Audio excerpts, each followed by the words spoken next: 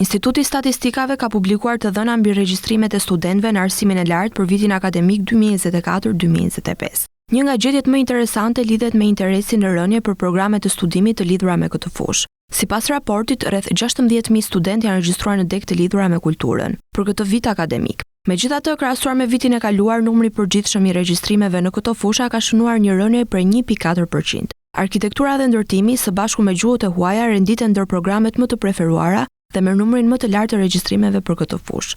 Ndërkohë, gjatë vitit akademik 2024-2025, 2253 studentë huaj janë regjistruar në institucionet e arsimit të lartë në Shqipëri. Edhe pse kjo tregon një prezencë ndërkombëtare të qëndrueshme, shifra ka pësuar një ulje prej 1.7% krahasuar me vitin e kaluar akademik. Ndër vendet e origjinos Italia dhe Kosova vazhdojnë të jenë burimet kryesore të studentëve të huaj, me përkatësisht 51.5% dhe 17% studentë regjistruar. Megjithatë, ky raport vijon të mbetet i ngjashëm me atë të një viti më parë, kur sipas Instat për vitin akademik 2023-2024, 1.9% e studentëve të regjistruar në arsimin lart ishin të huaj. Një trend interesant që vazhdon prej viteve të studimit është dominimi i studentëve meshkuj ndaj studentëve femra në këtë grup. Edhe për vitin e kaluar akademik, shumica e studentëve të huaj vinin sërish nga Italia dhe Kosova.